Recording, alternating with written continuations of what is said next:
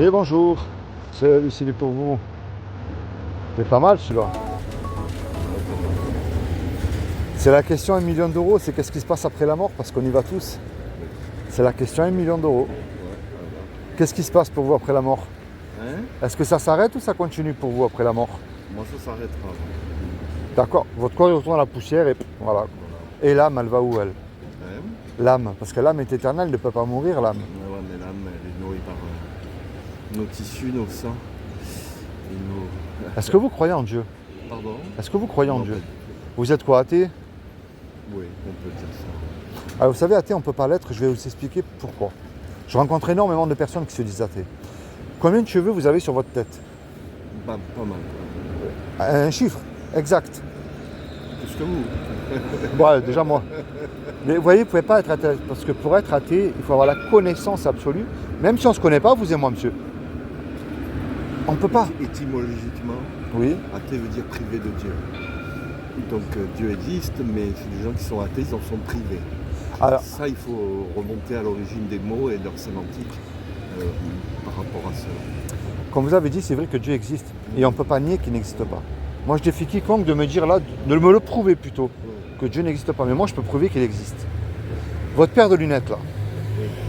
vous êtes d'accord avec moi que c'est une paire de lunettes sur vos yeux? Oui. Il y a bien quelqu'un qui les a dessinées, qui les a fabriquées. Oui. Les métaux qu'ils ont utilisés, le plastique, les employés, ça c'est un autre sujet. Imaginez que je vous dise, vous voyez monsieur, votre paire de lunettes là, c'était un caillou, puis au cours d'un milliard d'années, c'est évolué, c'est devenu une paire de lunettes. Je dirais, il est fou celui-là.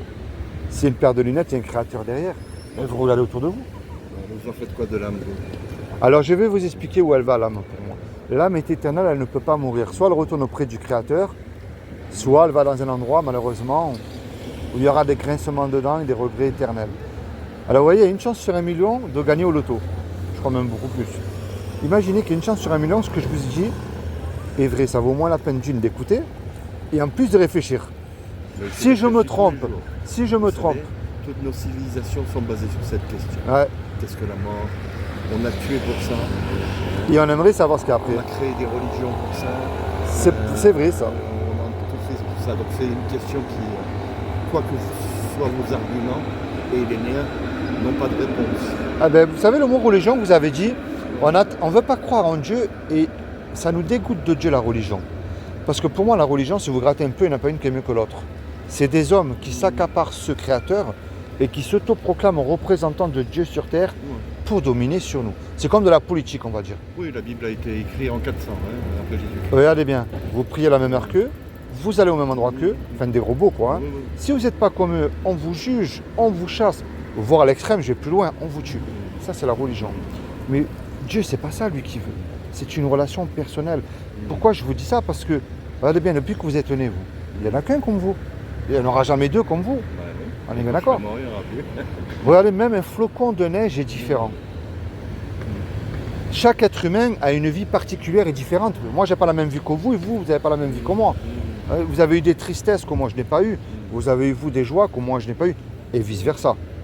Alors regardez bien, moi, ce créateur que j'appelle Dieu ou une intelligence, comme vous voulez, a créé des lois qu'on ne peut pas nier qui existent. La loi de la pesanteur, la loi de l'aérodynamique. Vous prenez une tomate ici, elle ne poussera pas au pôle Nord.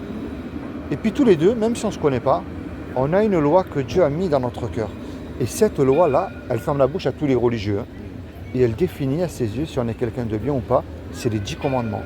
Tu ne mentiras pas. Tu ne voleras. Alors, y compris le religieux des religieux. Qui pourrait dire, Seigneur, tu me dois le paradis, moi? Mais j'ai jamais menti. J'ai jamais volé. Là-dessus, c'est qu'il y a une lecture des 10 commandements qui est aussi, qui a été chassée des textes, qui est pronominale. Mais tu ne te mentiras pas. Tu ne te tueras pas. Donc cette écriture-là a été bannie de toutes les religions. Alors que certains historiens, ont émis cette hypothèse que mais regardez, la plupart des guerres, prédominant. on va oublier la guerre de la Russie et l'Ukraine, ça c'est un autre sujet, mais la plupart des guerres c'est quoi? Les guerres des religions. Et il y a écrit dans tous leurs livres, tu ne tueras point. Alors vous comme moi, j'imagine bien qu'avec le respect que je vous dois, vous avez déjà menti une fois dans votre vie. Oh oui. Vous avez déjà volé quelque chose aussi. Oh oui. Vous avez déjà regardé une femme avec un désir, comme tout le monde. Oui. Mais vous voyez, si, elle est belle cette loi parce qu'on ne se connaît pas, vous et moi. Malgré notre différence d'âge aussi, elle montre qu'on ne peut pas se juger. J'ai fait la même chose que vous, et voire pire, parce que je suis même allé en prison, donc j'ai tout cassé moi. Mais elle ferme la bouche à tous les religieux aussi. Vous croyez que l'imam, le pasteur, le rabbin, le curé, le pape, qui voulez-vous, hein, ou même bouddhiste, si vous voulez-vous, pourrait dire, c'est moi, Seigneur, tu me dois le paradis absolument. J'ai jamais menti. Jamais ramené une bonne sœur ou une sœur dans l'église, moi, avec la convoitise. Je fais tout ce que tu m'as dit. Et je t'ai même mis en premier, même quand tout allait bien aussi. Ça n'existe pas, ça. Et si Dieu est juste, la condamnation que nous méritons tous, vous comme moi, c'est l'enfer. Parce qu'il n'y a pas un homme qui peut dire j'ai accompli les 10 commandements. Alors celui qui l'a accompli, il a accès au paradis tout de suite, lui, je vous le dis. Okay. Ça n'existe pas. Mais moi, ce que je vous amène, c'est ça, moi. C'est vrai que Dieu est un créateur. En général, un créateur, il aime ce qu'il crée. Un musicien, il aime sa musique. Un cuisinier, ben, il aime ses petits plats qu'il prépare aussi. Et Dieu, c'est la même chose. Et il ne veut pas nous y envoyer en enfer. De toute façon, il faut être juste aussi de le dire, que c'est quand même le péché qui nous éloigne de Dieu. Puis qui nous y envoie en enfer. Ouais. Alors moi, c'est ça que je vous amène. Est-ce que vous savez ce que Dieu a fait pour vous il y a 2000 ans, pour vous éviter justement d'y aller en enfer? Ouais. Ben, il y a 2000 ans, et je vous rassure, je ne fais pas une invitation dans les églises. Hein. Ouais. Il y a 2000 ans, il s'est habillé justement d'un corps qui est Jésus, le vrai qui a existé, parce que tout le monde a le sien aujourd'hui. On est de l'ordre de la symbolique. On est de l'ordre de la symbolique. C'est pour ça que je suis athée. Et Marie n'était pas vierge, c'est pas possible. Jésus n'a pas ressuscité. Il y a une chance sur deux. Ah, ce que je vous dis, moi. Soit c'est vrai, soit c'est faux. On l'a déplacé. Regardez bien. Après, on établisse des concepts par rapport à cette symbolique. Oui, je suis tout à fait d'accord. Ça permet à tout le monde de l'assimiler assez facilement. Mais regardez au moins la fin du message, au moins comme ça vous l'aurez entendu. Ouais. Comme Dieu n'a trouvé personne de parfait sur terre, il s'est habillé justement d'un corps qui est Jésus. Et il a dit, quiconque croit que Jésus est le Fils de Dieu, qu'il est ressuscité du royaume des morts le 3e jour, il aura la vie éternelle à mes côtés. Il n'a pas dit d'allumer un cierge, il n'a pas dit de suivre un pape, il n'a pas dit de faire des croisades ou des études de théologie. Il a dit de croire. Mais le problème de croire, ça ne suffit pas. Hein. Les démons aussi, ils y croient. Et eux, ils tremblent. Alors moi, le but de ma démarche envers vous, c'est pas une église ni rien. Il y en a qui chantent Alléluia dimanche matin, ils parlent en langue, ils font beaucoup de choses, puis le lundi, mardi, ils ont oublié. La clé, c'est la repentance. Et la repentance, ça veut dire que dès aujourd'hui, vous vous tournez vers Dieu. Vous vous repentez de vos péchés et avec foi. C'est la foi qui déclenche tout. Et vous lui dites, moi je suis athée. Moi, pour moi, Jésus, on l'a déplacé son corps. Ou Marie, elle n'était pas... Moi, je peux prier pour vous, mais le reste, je ne peux pas le faire à votre place. Et vous, de même envers moi aussi. Imaginez, vous et moi, là, on va braquer le Monoprix, tiens, qui est là. Il faut que j'y aille. Eh bien, regardez bien. On prend les caisses et on se fait serrer. Et on passe devant le tribunal. Et le juge, il nous dit à tous les deux, voilà, je vous laisse le choix, vous et moi. Vous me donnez une caution d'1 million d'euros, vous partez tous les deux 20 ans en prison. Malheureusement, vous et moi, on n'a pas l'argent parce qu'on vient de se faire serrer.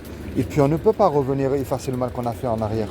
Et on ne peut pas dire au juge, monsieur le juge, je vous le promets, moi, je ne recommence plus. Vous êtes bon, miséricordieux, laissez-moi partir. Ça ne marche pas, ça. Le juge, il va dire, c'est vrai que je suis bon, miséricordieux. Mais vous me donnez la caution, vous partez en prison. On se regarde tous les deux, on ne sait plus quoi faire. Et puis, il arrive un homme, tout à coup, qui rentre dans la salle qu'on ne connaît pas. Et cet homme-là, il décide, par amour pour nous, de donner la caution. Alors, puisque la caution, elle a été versée, le juge, lui, est satisfait, nous libère. Mais imaginez-vous le film, là, tout de suite, monsieur. Cet homme-là, il se présente maintenant devant vous en retour. Qu'est-ce que vous allez lui dire à cet homme? Sincèrement. Si vous demandez un service, vous allez le rendre, c'est normal aussi.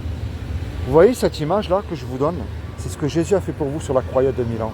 Ce qu'il vous demande aujourd'hui, monsieur, c'est pas une religion. Les gens qui disent que Jésus est une religion ne le connaissent pas, c'est faux.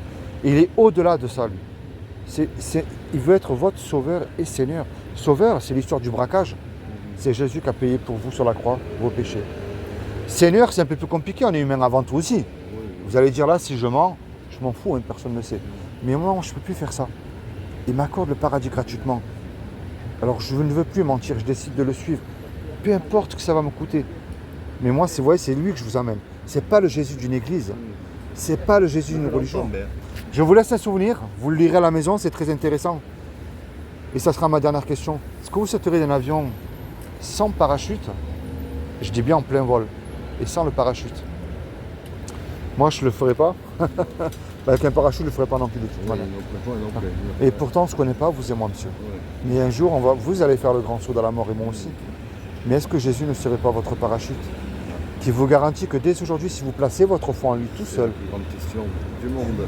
ben vous voyez, moi je ne vous ai pas invité dans une église. Je vous amène Jésus et seul là, vous lui parlez, vous lui dites. Parce que tu existes vraiment.